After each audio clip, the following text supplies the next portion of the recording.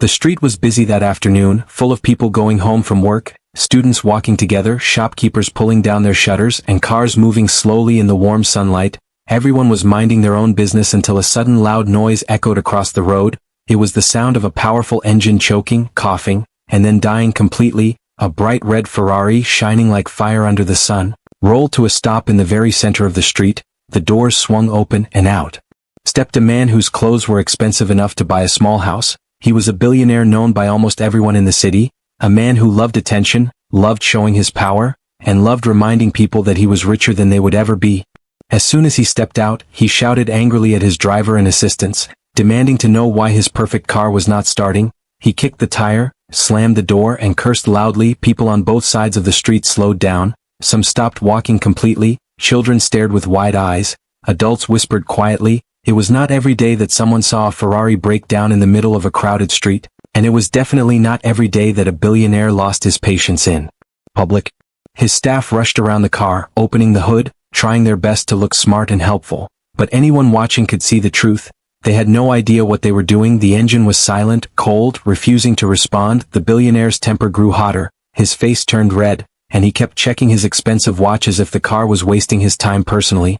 At that same moment, not far away, a young boy was walking back from his part-time job at a small garage. His clothes were old, his shoes worn out, and his hands covered in grease. He was only 14, but he worked after school to help his mother pay rent. He loved machines, loved engines, loved the sound of tools and the smell of oil. When he heard people murmuring about a Ferrari stopping in the street, his curiosity pulled him closer. The boy squeezed through the crowd and reached the front where the car stood silently like a wounded animal. His eyes sparkled with interest. He had never seen a Ferrari this close before. The curves of the car, the bright paint, the engine design. Everything about it felt like a dream. For him, cars were not just metal, they were stories, puzzles, and beautiful problems waiting to be solved. The billionaire noticed the boy standing near the hood. His expression twisted as if he had smelled something unpleasant. He stepped closer and glared down at him. The crowd grew quiet. Everyone could feel the tension. The boy did not say a word. His eyes were still on the Ferrari, studying the engine with natural curiosity, but the billionaire took his silence as disrespect. "What are you staring at?" the billionaire barked, his voice sharp and loud enough to make a woman in the crowd flinch. The boy looked up calmly, not scared, just confused at the aggression. He softly said he loved cars and had experience fixing engines. That single sentence made the billionaire laugh. A loud, disrespectful laugh filled with mockery. "You," he shouted, pointing at the boy's dirty shirt and old shoes. "You think you can fix my Ferrari? Bet you can't repair it," he said with a sneer that sliced through the air. Some people in the crowd winced, some looked away, others felt angry but stayed silent. No one wanted to challenge a billionaire, but everyone felt the insult deeply. The boy didn't look embarrassed. He didn't step back or lower his head. Instead, he simply answered with quiet confidence. He said he might be able to help. The billionaire rolled his eyes dramatically. He turned to the crowd as if performing on stage and said loudly, "Fine, go ahead, let's see this little genius embarrass himself." His assistants laughed along with him, trying to impress their boss. The boy walked closer to the Ferrari, his heart beating fast, but not from fear, from excitement, from the chance to touch a real Ferrari engine. The crowd moved back slightly, giving him space. Some whispered encouragement, others whispered doubts, but everyone watched with interest. He leaned over the engine carefully, his hands moved slowly but confidently. He listened to the faint ticking of cooling metal, he smelled the burned fuel, he observed the wiring with practiced eyes. In those first few moments, the boy understood more about the problem than the billionaire's hired mechanics had in 20 minutes. The crowd noticed how focused he looked, and their whispers grew softer, more curious. The billionaire crossed his arms, pretending he didn't care, pretending the boy would fail, pretending he still had control over the situation. But deep inside, a small uncomfortable feeling was starting to grow. The scene had shifted. The street's attention was no longer on him, it was on the boy, quiet, steady, and shining in his own small way. The street that had been full of noise moments earlier now felt strangely still, as if everyone was holding their breath, waiting to see what this young mechanic would do next. The billionaire's mocking laugh still hung in the air, loud and sharp like broken glass. The boy stayed calm, but the crowd felt the sting of those words. People looked at the billionaire with discomfort, but no one dared to speak against him. He was too powerful, too rich, too used to having the last word in every situation. The boy simply lowered his eyes back to the engine, pretending the insult didn't hurt, but a quiet heaviness settled in his chest. He had been judged many times before, by customers, strangers, even teachers who thought a kid from his neighborhood could never be good at anything. but something inside him refused to break. Not today, not in front of this man. The billionaire, enjoying the attention he had created, crossed his arms and smirked. He wanted the boy to fail, he wanted the crowd to laugh with him, he wanted to prove to everyone that money and status always decided who was worth listening to. His assistant stood behind him with forced smiles, looking at the boy like he was some kind of street joke. But the crowd around them was changing. Their expressions shifted from curiosity to concern. They saw the boy's small backpack full of old tools, they saw his dirty hands and tired eyes, and for the first time, they noticed the courage it took for a kid like him to stand in front of a powerful billionaire without shaking. One woman whispered, "He shouldn't talk to a child like that." Another man nodded, but both stayed silent, unwilling to take the risk. The boy heard those whispers but didn't respond. Instead, he gently touched a part of the engine that everyone else had ignored. He could already see that the billionaire's mechanics had tried random things without understanding the real issue. Loose wires, wrong settings, even fingerprints on sensitive parts. It was obvious they were just pretending to fix something they didn't fully understand. The billionaire leaned closer and said, "Well, are you going to fix it or stand there daydreaming?" His voice was cold, sharp, and meant to intimidate. The boy didn't flinch. He calmly asked for a bit of space. The billionaire scoffed but moved half a step back, rolling his eyes dramatically as if he were tolerating a silly joke. But the crowd's eyes followed the boy closely. They felt something happening, something quiet but powerful.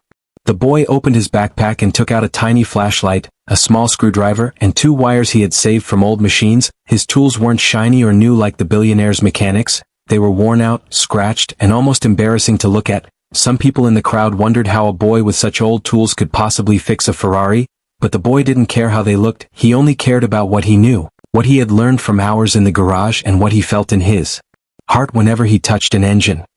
He leaned deeper into the engine and listened closely. He knew cars could speak, in their own way. The smell of burned fuel, the warmth of pipes, the stiffness of certain screws, these little signs told stories, and he had learned to read them like other kids read books. After a moment he gently tapped a part of the engine and murmured, "This isn't right." The crowd leaned forward, sensing the moment shifting into something unexpected. Behind him, the billionaire sighed loudly, clearly annoyed. "This is a waste of time," he muttered. "A boy like you has no business touching a car worth more than your whole life." His words were cruel, sharp, and meant to cut deep, but instead of hurting the boy, they only made him more determined. He didn't look up, didn't argue, didn't respond with anger. He simply continued working, proving that silence could be stronger than insults. A little girl in the crowd tugged on her mother's sleeve and whispered, "Mama, he's brave," and her mother nodded softly. The crowd slowly started shifting their attention away from the billionaire and toward the boy. It was no longer a scene about a rich man showing power. It had turned into a story about courage. They could all see it now. The boy wasn't fighting the car, he was fighting judgment, humiliation, and every stereotype thrown at him since the moment he walked up to the Ferrari. He gently pressed a wire into place and took a slow breath. His fingers trembled slightly, not from fear, but from the responsibility he now carried. The billionaire suddenly grew quiet, sensing something he couldn't explain. The boy stepped back, wiped his forehead, and whispered, "I think I found the problem." The crowd froze, watching closely. The billionaire frowned suspiciously, unsure whether to laugh again or brace for something he didn't expect. And in that moment, the street felt like a ticking clock, ready to explode into the next chapter of a story no one ever saw coming. The boy's quiet words, "I think I found the problem," spread through the crowd like a gentle wind, soft but powerful. People leaned closer, their eyes full of curiosity. No one talking now, even the city noise seemed to fade. The billionaire raised an eyebrow, unsure whether the boy was bluffing or actually onto something. He didn't like that the attention had shifted away from him. He didn't like that a kid, especially a kid he had mocked, might know something his own trained mechanics didn't. His pride began to itch under his expensive suit, but he forced himself to keep his expression neutral. The boy continued studying the Ferrari without rushing. He had always believed that an engine was like a living thing. It needed patience, attention, and respect. He gently touched the wires again, noticing the slight burn mark. It was small, almost invisible, but he had trained eyes from repairing old, broken machines at the garage. He had learned to spot mistakes quickly because customers in his neighborhood didn't have money to waste. Every fix had to be perfect. Every solution had to last. That pressure had shaped him into someone who saw details others ignored. The billionaire's impatience grew louder. "So? What now? Are you going to magically fix my car with those toy tools?" he said sarcastically. The crowd didn't laugh this time. A few people frowned at him. They had begun to respect the boy, even if they didn't say it openly. People admired courage more than wealth, even if they were afraid to admit it. The boy didn't react to the billionaire's tone, he simply answered politely, "I need a little more time," his voice steady, his hands steady, his confidence quiet but real. The billionaire scoffed and pulled out his phone, pretending to be too important to care, but he kept glancing at the boy from the corner of his eye. There was something uncomfortable in watching someone so young work with such calm confidence. It reminded him of something he had lost long ago, something he had buried under money, pride, and arrogance, but instead of acknowledging it, he hid behind sarcasm and ego. Meanwhile, the boy took out a tiny metal clip from his backpack. It was something he had saved for months. A tool he had bought secondhand because he dreamed of fixing big cars one day. He carefully placed it on the burnt wire point and twisted it into position. It was delicate work, but his hands moved like they had done it 1,000 times. Some children in the crowd watched with glowing eyes, amazed that someone close to their age could handle a Ferrari engine with such skill. One old man whispered, "That boy has real talent." Another nodded and said, "Money can't buy that kind of mind." Their words carried a weight that slowly began to shift the atmosphere around them. The crowd's support grew stronger, gentle, silent, but powerful. The boy felt it, even though he didn't look up, and in a strange way, it gave him strength he didn't know he needed. After checking the connections one more time, he straightened up and wiped his hands on his shirt. He looked tired but focused, like someone who knew the world didn't give second chances easily. The billionaire finally put his phone down, annoyed and curious at the same time. "Well?" he asked. "What did you do?" "Poke it with a stick." His assistants laughed, but not as confidently as before. Even they sensed something changing. The boy didn't rise to the insult, he simply said, "There was a small electrical burn, I patched it temporarily, it might start now." His voice was soft but firm, and somehow, those simple words carried more strength than the billionaire's entire attitude. The billionaire stepped toward the car, but before getting in he paused, looking at the boy with a strange expression, something between disbelief and irritation, as if he didn't want the boy to be right but feared he might be. The crowd held its breath again, everyone felt the moment tightening like a rope ready to snap. The billionaire finally opened the car door and slid into the leather seat. His expensive watch glinted as he reached for the key. The boy watched quietly, not proud, not scared, just hopeful. He had done his best, even if no one respected him for it yet. The billionaire turned the key halfway, letting the system check run. A faint hum filled the air, surprising many people. Then he turned it fully, and the engine gave a tiny, shaky attempt to start, sputtering like a heart remembering how to beat. The crowd gasped, some stepping forward. The billionaire froze inside the car, his expression shocked despite himself. The engine wasn't roaring yet, but something had changed, something important. The billionaire looked up slowly, eyes wide. The boy felt a tremble of hope. He had come close, very close, closer than any of the billionaire's hired mechanics had managed. But the story wasn't finished yet. The real test, and the real shock, was waiting just ahead. The engine's shaky attempt to come alive created a wave of murmurs across the street. People leaned in closer, their eyes bouncing between the boy and the billionaire inside the Ferrari. The boy felt his heart race, not because he feared failure, but because he knew he was inches away from solving something others thought he couldn't even understand. He knew engines, he understood them the way some kids understood music or math, but this moment was still bigger than anything he had faced before. A Ferrari was no ordinary machine, and a billionaire's pride was no ordinary obstacle. Inside the car, the billionaire kept his hand on the key, frozen in disbelief. His eyes narrowed at the dashboard as if it had betrayed him. A child, someone he had mocked, belittled, insulted, had managed to get a reaction from a car that his own trained mechanics could not revive. He swallowed his pride for a second, but only a second, because pride was something he guarded more fiercely than his wealth. He turned the key again, trying to force the car to roar, but the engine gave only a weak, uneven rumble like a giant waking up slowly. The crowd exhaled loudly, some people disappointed, others impressed that the boy had even gotten that far. One man whispered, "That kid is something special," while another replied, "The billionaire's mechanics couldn't even get a cough from it and he got a spark." Their voices reached the boy's ears, and for the first time that day, a small smile touched his lips. He wasn't done yet, though.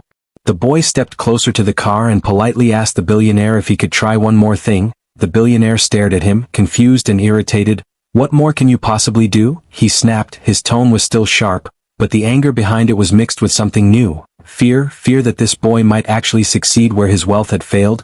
The boy didn't argue, he simply said, "There's one last connection I need to check." His voice was steady, respectful, but confident.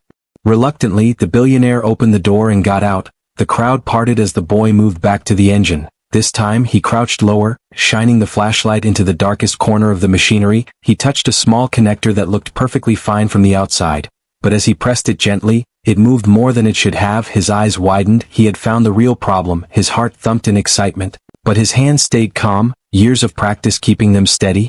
He reached into his backpack and pulled out a tiny metal strip, something he had crafted weeks ago from leftover parts at the garage. He had made it just for fun, dreaming he might use it someday on a special engine. He never imagined that engine would belong to a billionaire, or that dozens of people would be watching him as he worked. He adjusted the strip carefully, positioning it with the precision of someone far older than 14. Someone whispered in the crowd, "Look at him, he works like a professional," and heads nodded in agreement.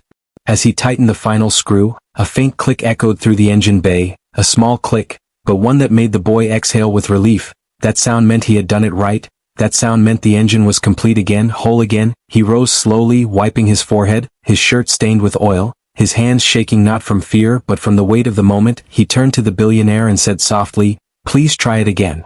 This time, the billionaire didn't mock him, didn't sneer, didn't roll his eyes. Something in the boy's silence, in his focus, had changed the billionaire's expression. He walked back to the car with hesitation. He sat in the seat slowly, as if afraid of what might happen next. The crowd leaned forward as one, a collective breath rising in the hot air. Children clutched their parents' hands. Adults held their phones a little higher. Everyone felt that something unforgettable was about to happen. The billionaire turned the key. For a moment, nothing happened. The silence grew heavy. People blinked, waiting, hoping, fearing.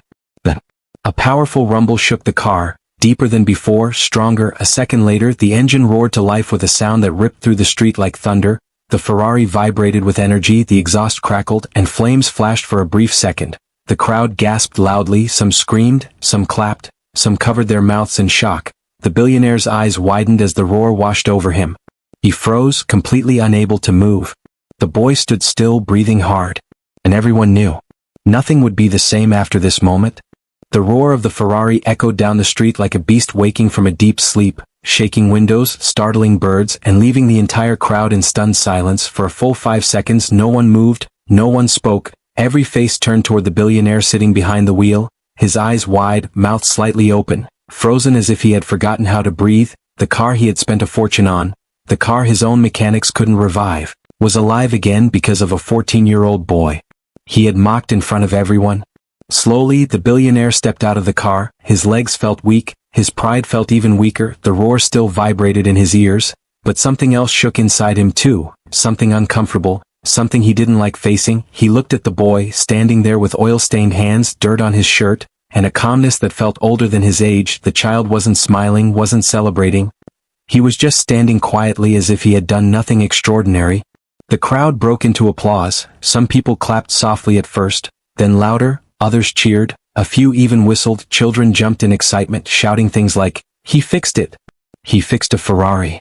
Their voices filled the street with energy that had been missing minutes earlier, but the boy didn't react with triumph. He only lowered his eyes shyly, and used to attention, and used to praise. His life had never given him moments like this. He had always been the background kid, the invisible helper at the garage, the boy people often overlooked.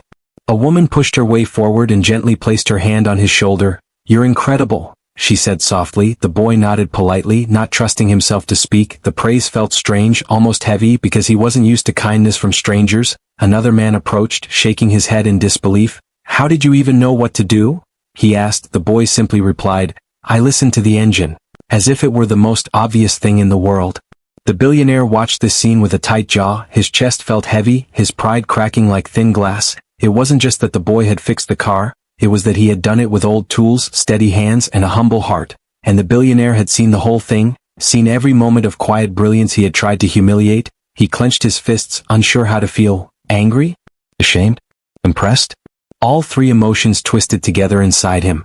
One of his assistants whispered, "Sir, the boy is amazing." For the first time, the billionaire didn't snap at his staff. He didn't bark orders or pretend to be better than everyone around him. Instead, he stepped closer to the boy, his footsteps slow, hesitant, uncertain. The crowd noticed and fell quiet again, waiting to see what he would do. The billionaire cleared his throat, trying to speak, but his voice failed him the first time. He tried again. "You fixed my car." His tone was different now, almost human, almost respectful. The boy nodded silently. He didn't say, "I told you so." He didn't expect an apology. He didn't ask for money. He just stood there as if he had done something normal, something anyone could do if they cared enough. The billionaire looked at the car, then at the boy, then at the crowd watching him. He felt something he hadn't felt in years, Small not because of money but because of who he had become, a person who judged others by their clothes, their skin, their background, a person who forgot to see people as people. He swallowed hard and said, "How much do I owe you?" The boy blinked, confused. "Sir. I didn't do it for money," he said softly. "I just wanted to help." Those words hit the billionaire like a punch to the chest. A child who had nothing, who walked around with old tools and worn shoes, was standing in front of him with more dignity than he had ever shown anyone. The billionaire hesitated, then something rare happened. He lowered his head slightly, not fully but enough for the crowd to see. It was the closest thing to humility anyone had seen from him. "Thank you," he whispered. The boy looked shocked. The crowd gasped quietly. No one expected a man like him to say those words, not to anyone, especially not to a kid he had mocked minutes earlier. But the moment wasn't over yet. Because what the billionaire did next was something no one in that street would ever forget. Something that would change the boy's entire life. The billionaire stood there, the roar of the Ferrari still echoing behind him, but his mind was louder than the engine. Something inside him shifted. Something heavy, something uncomfortable, something that had been asleep for far too long. The crowd watched closely as he stared at the boy, struggling to form the next words. His lips trembled slightly, his eyes uncertain. For the first time in years, he wasn't the man who owned the street. He was just a man facing a truth he didn't want to admit. Meanwhile, the boy avoided his eyes not out of fear but out of habit. He was used to being dismissed, used to being ignored, used to being treated like someone who belonged in the shadows. He never expected respect, never demanded gratitude. Fixing engines was something he loved. It was the one place where he felt strong, capable, important, but standing in front of a billionaire felt different. It felt like stepping into a world that had always been locked away from him. The billionaire took a slow, deep breath. Then he did something that froze the entire street. He knelt slightly, lowering his head toward the boy, not fully bowing, but enough to show humility, enough to shock every person watching. Gasps spread through the crowd. A few people covered their mouths, others exchanged stunned looks. No one had ever seen this man show respect to anyone who wasn't wealthy or powerful, yet here he was, acknowledging a child he had mocked minutes earlier. "You're talented," he said. The words sounded strange coming from him, but they were real, heavy, and sincere. "What you did, none of my staff could even understand." The boy blinked, unsure how to respond. No one had ever praised him like this, not even teachers, not even people at the garage who loved him. His throat tightened a little, but he kept his voice steady as he said, "I just learned from helping my uncle at work, sir." But the billionaire shook his head firmly. "No," he said, "you didn't just learn, you understand machines." His voice softened, something rare and unfamiliar. "That's talent, real talent." The crowd murmured again, impressed not only by the boy but by the billionaire's change in tone. Some people nodded proudly, as if the boy belonged to all of them, as if he represented every child who grew up believing they were invisible. The billionaire straightened up and looked around as if searching for someone. Then he snapped his fingers sharply. One of his assistants rushed forward nervously. The billionaire whispered something, and the assistant's eyes widened. He nodded quickly and ran toward the car, grabbing a leather briefcase from the trunk. The boy watched silently, confused, his hands still stained with grease, his heart beating fast but steady. He had no idea what was about to happen.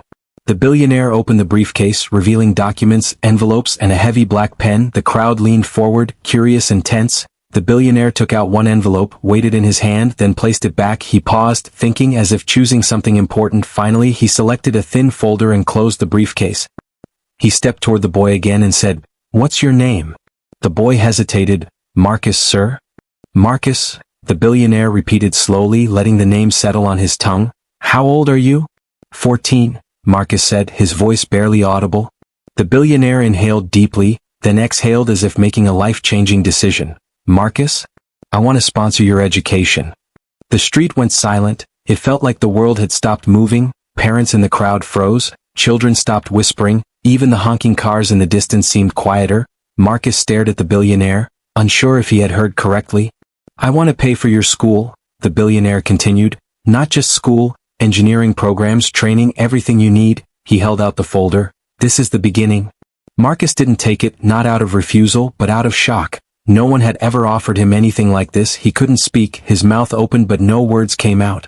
The billionaire softened his tone even more. "You fixed something priceless today, Marcus," he said. "But more important than that, you opened my eyes." A few people in the crowd clapped quietly, then louder, then the entire street erupted in applause again. This time the applause wasn't just for the boy's talent. It was for the moment itself, a moment where the rich and powerful were forced to bow to truth, to humility, to brilliance that came from unexpected places. Marcus finally took the folder with trembling hands, his eyes filled with tears he tried hard to hide. He whispered, "Thank you, sir." But the billionaire shook his head gently. "No, Marcus," he said, "thank you." Little did Marcus know, this was only the beginning of the life-changing path about to open for him. The story wasn't ending here. It was just getting started. The folder felt heavy in Marcus's hands, heavier than anything he had ever held, not because of paper or weight, but because of the future inside it. For years he had walked these same streets unseen, his dreams too big for his pockets, too bright for people who doubted him, and now, in front of dozens of strangers, with a Ferrari roaring behind him and a billionaire standing in silence, Marcus felt something he had never felt before, possibility. But he still didn't fully believe it. His voice trembled as he said, "Sir, are you sure?"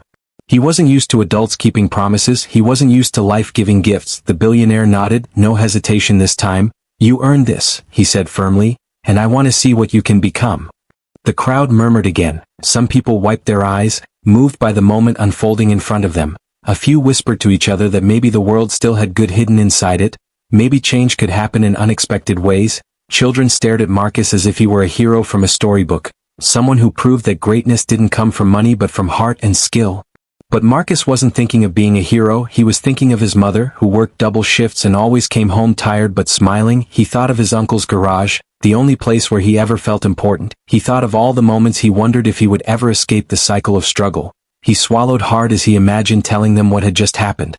The billionaire stepped closer again and said, "There's more." Marcus looked up sharply, unsure if he could handle more surprises. The billionaire motioned for his assistant, who rushed over with another envelope. This one was sealed with gold edges. The billionaire held it out to Marcus and said, "This is a job offer." Marcus blinked in disbelief. A job?" "Yes," the billionaire said. "A position with my company, part-time for now. You'll learn, train, and work with real engineers." He smiled slightly, a rare genuine smile. "You'll be paid well too, you deserve that." For a moment, Marcus couldn't breathe. He felt the world tilt, not in fear but in overwhelming gratitude. His life, which had been struggling to move forward like a rusty old engine, suddenly felt like it had been given new fuel, new speed, a new beginning. Before he could say anything, the billionaire added, "And one day, when you're ready, you'll work on cars far more expensive than this." He nodded toward the Ferrari behind them. "You might even build your own." The crowd gasped again. Someone whispered, "This boy's life just changed forever." Another murmured, "He deserves it." Marcus felt tears rise, but he blinked them away, too shy to cry in front of so many people. But his smile trembled, unable to stay hidden. The billionaire saw it, and something warm spread across his chest. For once, he wasn't thinking about wealth or status or image. He was thinking about the power of giving, the power of recognizing talent where no one expected it. He reached into his pocket and pulled out his business card, placing it gently into Marcus's hand. "Call me tomorrow," he said. "We'll start everything immediately." Marcus nodded, still overwhelmed, still processing. He clutched the folder, the envelope, the card, 3 small items that held the promise of an entirely new life. Suddenly, a voice from the crowd shouted, "Speech! Let the boy speak." Laughter spread, gentle and encouraging. People cheered, "Yeah, say something, kid." Marcus froze, shy at first, but something in him shifted when he saw everyone smiling at him. Not mocking him, not judging him, but celebrating him. He stepped forward slightly and said in a small but steady voice, I just love fixing things." The crowd chuckled warmly. "And no one ever believed I could do something big." He took a breath. "So, thank you." Those 2 simple words hit harder than any long speech could, because they came from a place of truth. The crowd clapped again, louder than ever. The sound echoed through the buildings, wrapping around Marcus like a blanket of warmth and hope. The billionaire placed a hand on Marcus's shoulder and said softly, "Don't thank us, Marcus. You did this. You showed me something I forgot. Talent doesn't come from where you're born, it comes from who you choose to become." With that, he turned toward his car, still humming with power. He got inside, revved the engine once more, and the Ferrari roared like thunder, shaking the street. Marcus watched it pull away, leaving a trail of sound and awe behind it. But instead of feeling small, Marcus felt taller than ever. The crowd slowly dispersed, people smiling at him as they left. A few patted his back, others told him, "Proud of you, kid," and some even took photos. As the street returned to normal, Marcus stood alone for a moment, the folder tucked against his chest, the world suddenly wide open in front of him. He took a deep breath, feeling the weight of everything, and whispered to himself, "This is only the beginning." And he was right. From that day forward, Marcus's life would never be the same. The boy who fixed a Ferrari had just repaired something far bigger. His future.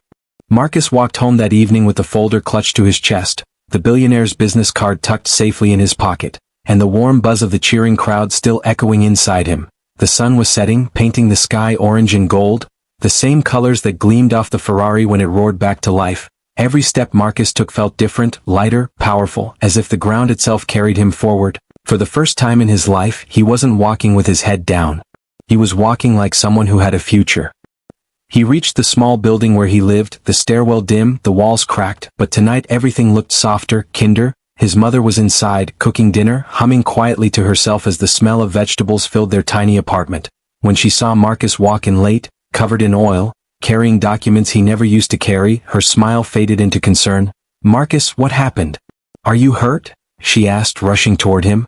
Marcus didn't speak at first, his eyes filled with tears he had held back in front of the billionaire, in front of the crowd, in front of the world, but now, standing in front of the woman who had raised him alone, the tears finally escaped. He held the folder out with shaking hands and whispered, "Mom, something big happened today."